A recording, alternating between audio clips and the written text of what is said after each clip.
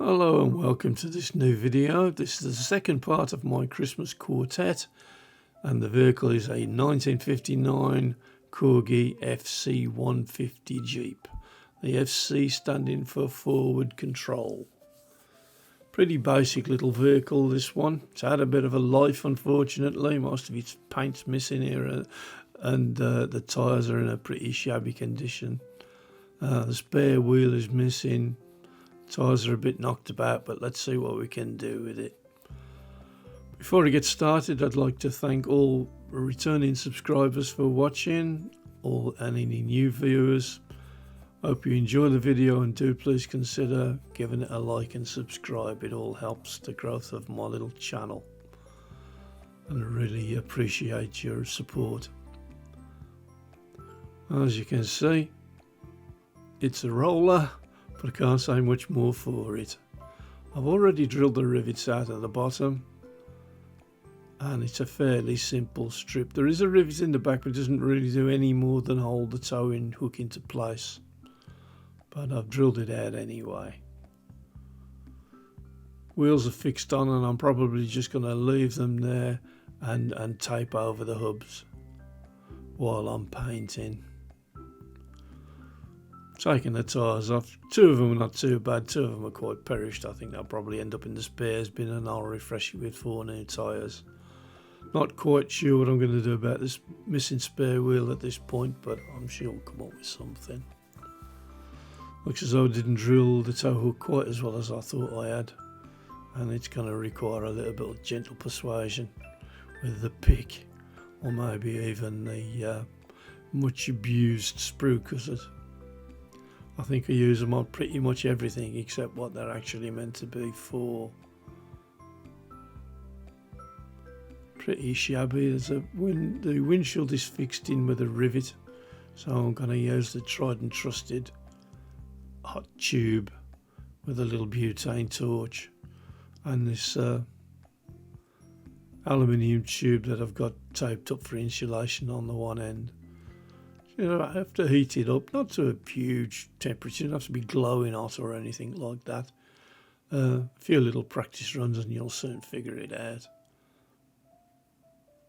Just be aware that flames are hot, and can and do burn the skin if you're not careful.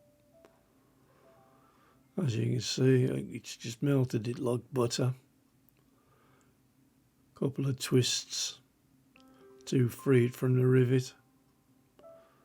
Pop the tube down and it'll just pop out. Lovely.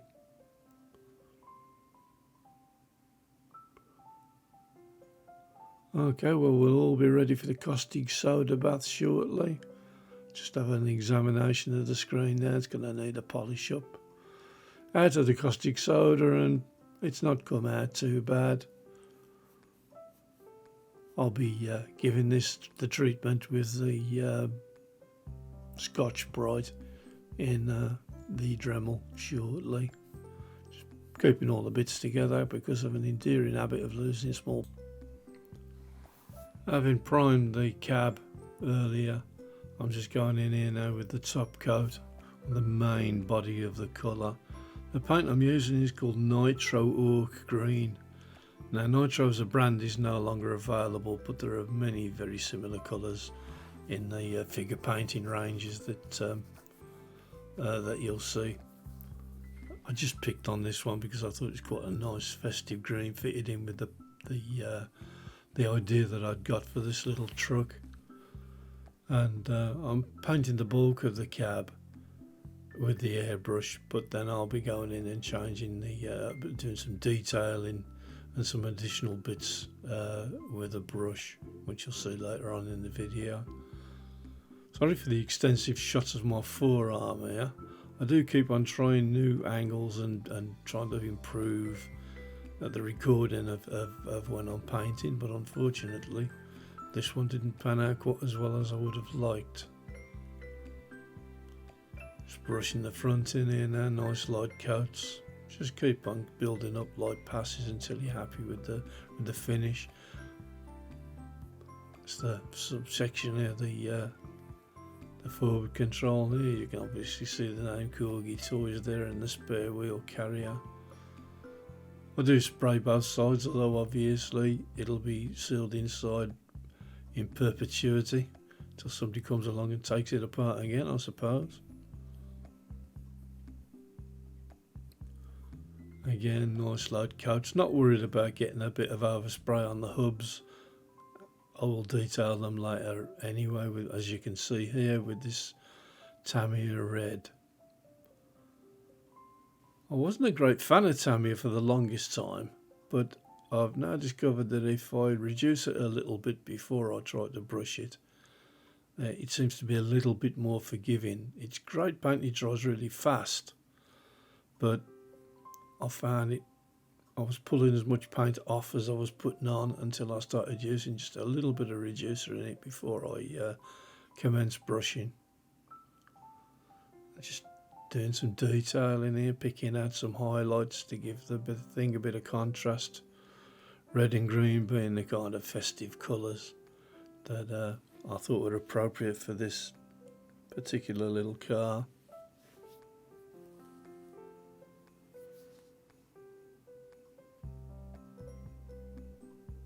As you can see, it's going on quite well, and it's doing quite a good job of neutralising the green. I'm not going to lay it on too thick or heavy, no danger of a run or anything like that.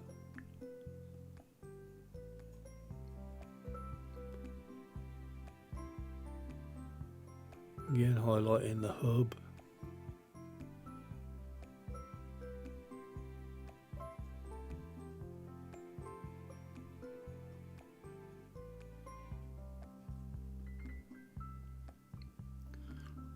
Just a little bit of masking tape there on the axles that's been protecting it from overspray.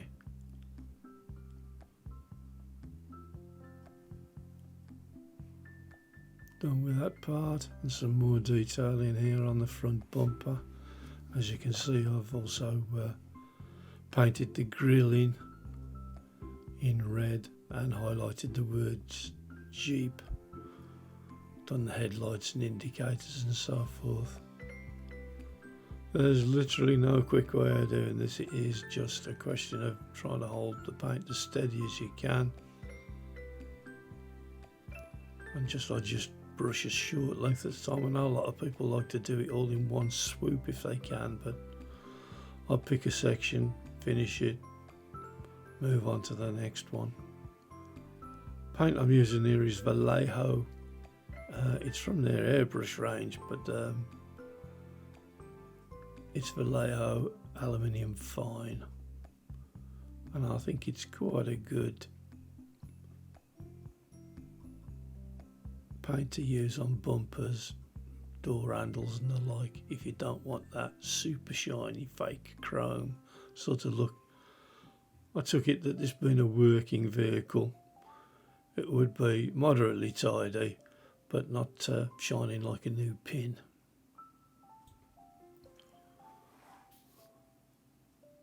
I've just cut some little packing cases for the back of the load here on the pickup bed. Bits of balsa trimmed down, and I've sealed them up with a bit of primer so that they don't soak all of the paint in straight away. Paint them a little bit of a different colour afterwards. These are skewers and bits of wooden rod that I've fashioned to try and look like a bundle of logs that are going to be delivered somewhere for somebody's winter fire.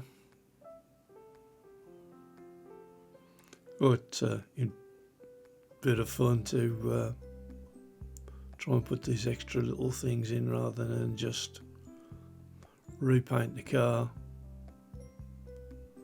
All kind of adds to the Christmassy theme is what I'm aiming for.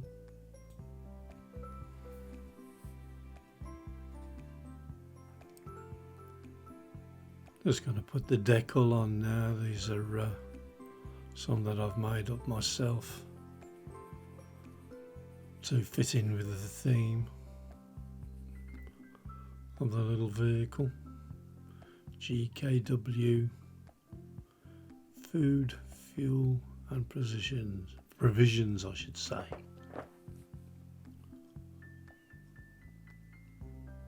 Straightforward enough little process. I'm using some micro set just to try and get them to lie down nice and flat, prevent any silvering. Just gently prod them into position. Dry off a bit of the excess with the brush.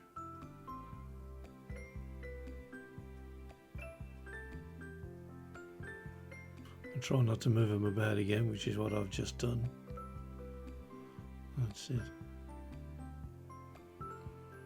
It's reasonably forgiving. Dries quite quickly. And quite flat. I've never had any problems with it. It's well worth the investment.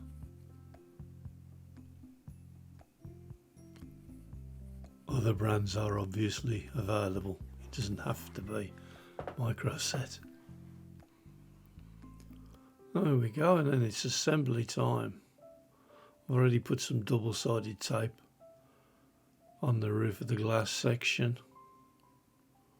Just drop that in place. So a fairly good double-sided tape that I use, got kind of strands of reinforcement in it. It's never let me down. I can't imagine for a second it'll dry out. And the windscreen dropping down, I've been using it for a long time, so it's been pretty reliable. Made myself up a little spare wheel to go in the carrier on the side there, and I'm just slipping on some replacement tyres. Two of the old ones were perished, and I'd got these nice kind of chunky with a heavy tread ones in stock, and I thought they kind of fitted with the notion of four-wheel drive and winter, so I thought I'll pop these on. I think they look the part, although the original ones were smooth tyres. But I think we're a bit late in the game to be worrying about what was originally on there now. Pop the spare wheel on.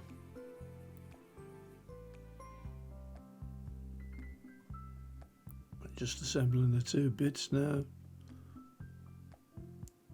Front wheels are on a separate plate that stick underneath the bumper. It's quite common for these things. And we'll super glue a rivet into place.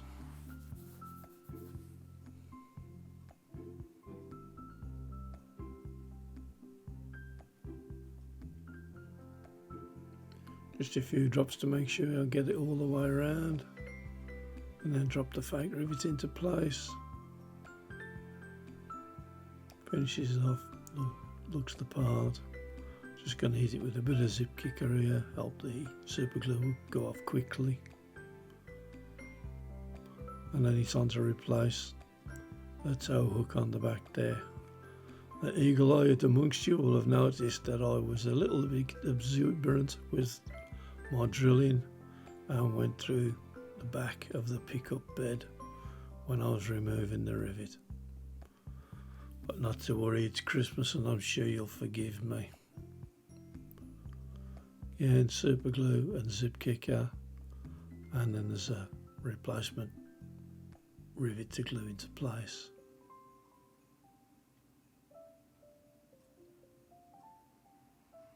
Which finishes all off nicely on the underneath.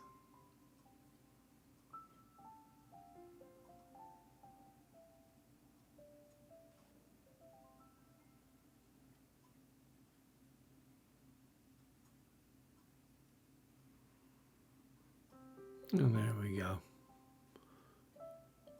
Hit it with a zip kicker and we're ready to go.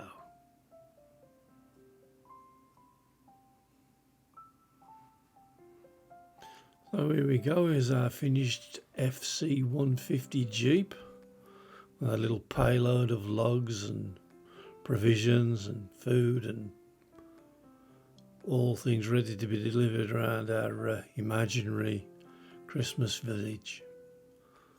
As you can see with this one, it's had a full repaint, tidied up the screen somewhat, derusted the towing hook, coloured in the wheels, which are originally the polished aluminium ones, done quite a bit of detailing on it. We've made our own decals up for our imaginary delivery company, and it looks all ready to combat the winter weather in our Christmas town. Thank you guys for watching. Please consider giving it a like, share or subscribe. I do appreciate you, returning visitors and any new people that happen to stumble along. This is number 2 in my Christmas Quartet. The next one will be up in about a week's time and will be most likely a Chevrolet Impala Taxi, which I kind of fancy for my winter scene. Again, thank you very much for watching. I'll see you all again soon. Bye.